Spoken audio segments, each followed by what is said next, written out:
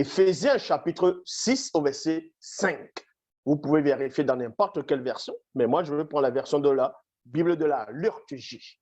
Il est dit ici dans Éphésiens 6, 5, vous, virgule, les esclaves. Il y a virgule ici. Dans cette version, c'est marqué les esclaves. Obéissez à vos maîtres d'ici-bas comme au Christ. Il y a virgule ici. Avec crainte et profond respect, dans la simplicité de votre cœur. Il y a point ici. Donc, dans Éphésiens chapitre 6 au verset 5, vous montre ici que les auteurs des Bibles actuelles classiques, parce que si on va vous faire croire que c'était Paul de Tarse qui avait rédigé cela. Mais admettons que ce soit même Paul de Tarse qui a rédigé cela. On vous montre en fait que cet apôtre des Bibles actuelles classiques, c'était quelqu'un qui prônait, qui acceptait, qui approuvait l'esclavage, c'est-à-dire l'asservissement sur toutes ces formes.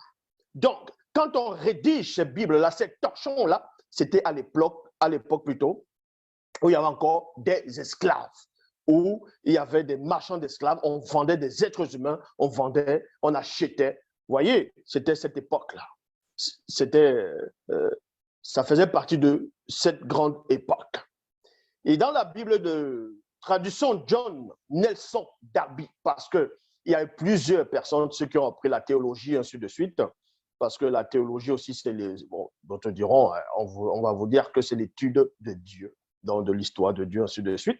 Dans la traduction John Nelson Darby, il est dit ici, esclaves, virgule, obéissez à vos maîtres selon la chair, avec crainte et tremblement, en simplicité de cœur, comme à Christ. Comment on va demander à quelqu'un qu'on va fouetter constamment? On va demander à quelqu'un qu'on va priver peut-être souvent de nourriture, quelqu'un qu'on va, vouloir enlever, extirper son libre arbitre, et on lui demande d'obéir à celui qui le maltraite, d'obéir à celui qui est son gourou, qui est son juge, qui est son bourreau, de l'obéir avec simplicité de cœur, quoi même de l'aimer. Vous voyez comment les gens qui sont venus écrire ces genres de choses, c'était des gens qui raisonnaient exactement comme au Moyen-Âge. Dans Colossiens chapitre 3 au verset 22, Bible des peuples, il est dit ici, vous esclaves, obéissez avec exactitude à vos maîtres de la terre, virgule. Pas seulement quand on vous surveille pour bien être vu, mais avec un cœur droit, comme vous respectez le Seigneur. Donc, vous voyez ici, là, on a associé le soi-disant Dieu, Yahvé, Adonai, Jéhovah, Elohim, et d'autres diront Jésus.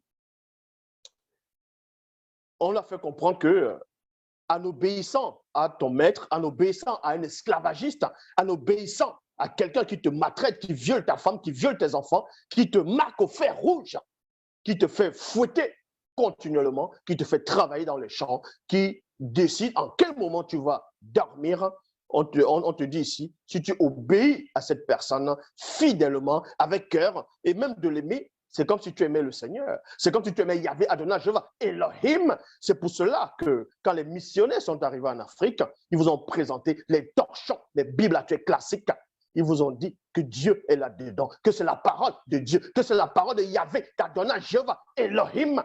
Que si vous résistez à la parole, si vous résistez aux Écritures, si vous résistez au pape, vous allez contre l'Église et donc vous allez contre Dieu lui-même. C'est pour ça qu'on a fouetté la plupart de ces Noirs, on vous fouettait et on vous a fait croire, on vous a fait lire ces hérésies, ces torchons, en vous disant si vous résistez à vos maîtres, si vous n'acceptez pas d'être esclave, vous êtes en train de désobéir à Christ. Vous désobéissez à la loi. Voilà les choses qu'on les lisait continuellement parce qu'à cette époque, la plupart ne savaient même pas lire.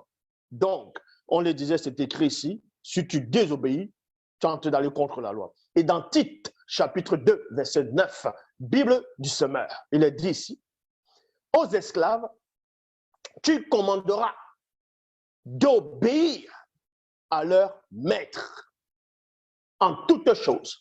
Voilà ce qu'on vous dit que le soi-disant apôtre va écrire à une autre de ces personnes, à une personne qui on va dire qui le suivait, de recommander, vous voyez, aux esclaves Donc, on demande à cette personne d'aller parler aux esclaves, d'aller exhorter les esclaves. Parce qu'à un moment donné, l'esclave se révoltait déjà.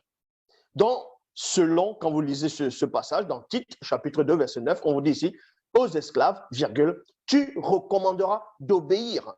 Le fait de donner cette recommandation, de donner cet enseignement, de donner cet avertissement, de donner cela aux esclaves, c'est-à-dire que les esclaves, à un moment donné, se révoltaient déjà. C'est pour cela qu'ils avaient déjà tout planifié, donc ils ont inventé des choses, des torchons pour venir. Ils ont pris l'histoire du peuple originel, c'est-à-dire le peuple noir. Donc, vous voyez, Bible, la seule version authentique, Kalata, Balai, la seule version où il n'y a pas d'erreur, pas de confusion, pas de contradiction.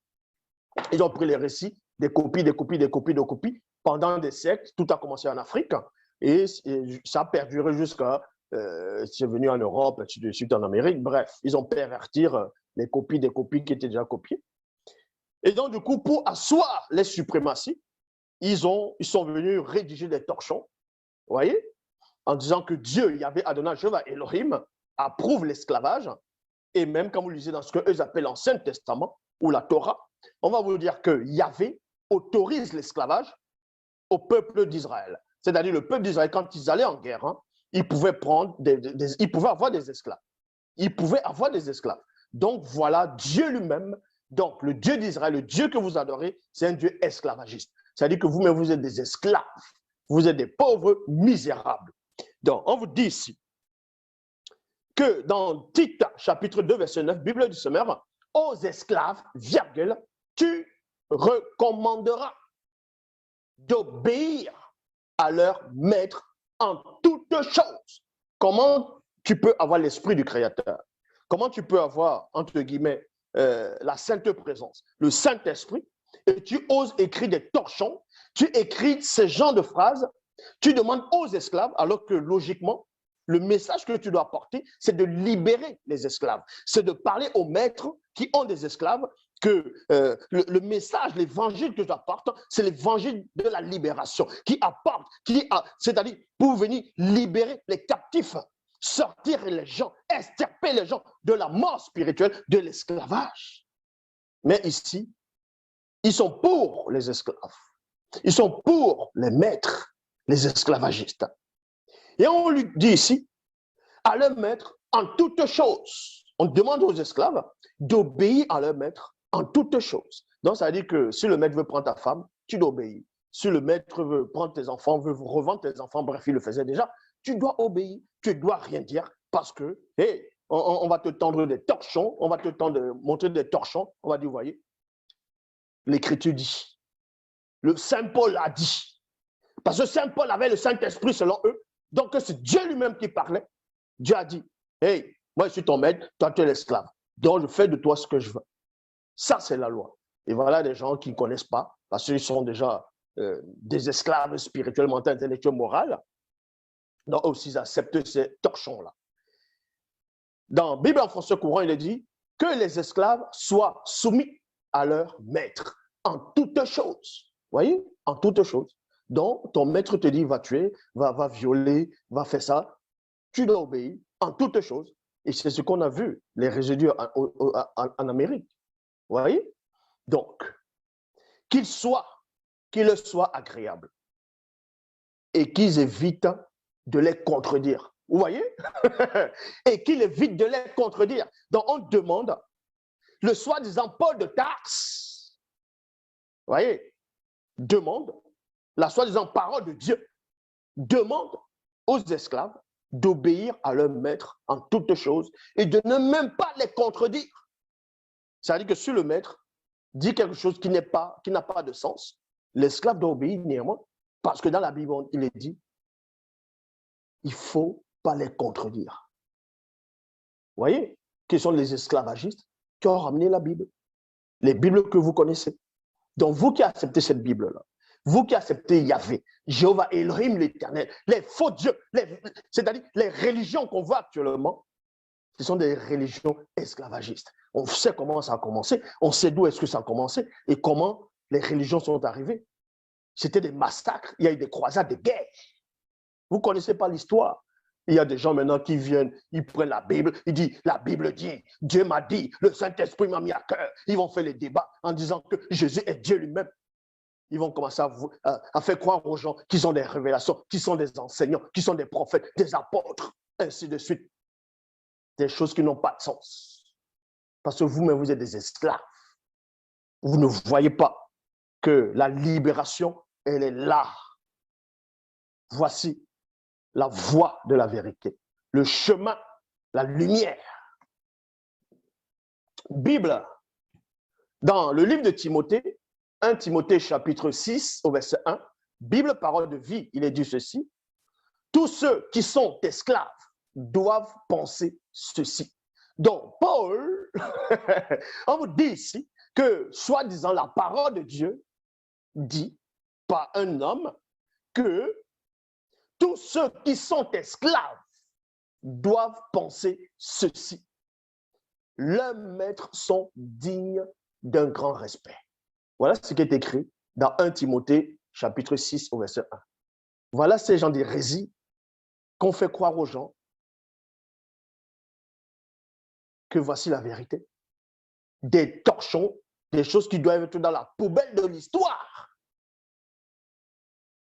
Que tous ceux qui sont esclaves doivent penser ceci. Leurs maîtres sont dignes d'un grand respect. C'est pour cela que, on va dire, l'homme blanc, pendant la période de l'esclavage aussi, et la colonisation, ils ont bien fait, bien travaillé, le Vatican, l'Église, tout ça, les fausses églises, ils ont bien travaillé de peindre ce soi-disant Christ en blanc et de peindre Dieu en blanc, donc Jéhovah, Yahweh en blanc. C'est-à-dire que quand on vient en Afrique, on vous présente, on vous dit que Dieu, il est blanc. Voici la photo, on vous montre. Vous ne devez pas contredire ceux qui vous le disent. Sinon, c'est le coup de fouet. Vous ne devez pas les contredire. On vous dit, votre sauveur, c'est un blanc. Voici. Donc, quand le blanc vient te fouetter, tu ne dois pas contredire. Parce que le sauveur a dit, vous voyez, le sauveur, il est blanc. Il est blanc comme ton maître. C'est pour ça que ces Noirs avaient peur encore plus. Ils étaient encore doublement dans l'esclavage. Et cet esclavage n'est pas fini. Elle est toujours là, dans les rues, où on voit des pauvres Mongols, des pauvres arrivistes. Ils sont là, ils se lancent des défis. Ils veulent démontrer la divinité de Jésus, d'un esclave, d'un esclavagiste, de quelque chose qui n'existe même pas. Donc, on vous dit ici, tous ceux qui sont esclaves doivent penser ceci. Leurs maîtres sont dignes d'un grand respect. Comment tu vas respecter un esclavagiste? Tu vas respecter quelqu'un qui te prive de liberté? Tu vas respecter quelqu'un qui veut t'ôter ton libre arbitre? Où est le respect là-dedans? Où est le respect là-dedans? Voilà comment ils sont tous aveuglés. Ils éviteront ainsi que le nom de Dieu soit blasphémé et que notre enseignement dénigré.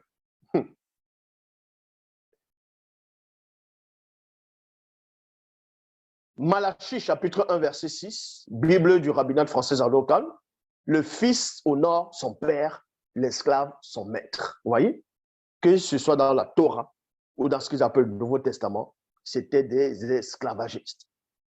Là, c'est la phase 1 qui consiste à démontrer que les auteurs des Bibles, que ce soit les auteurs de la Torah, des autres livres, de toute forme de religion ou de spiritualité, qui n'est pas approuvée par celui qui est en face de vous, sont des esclavagistes.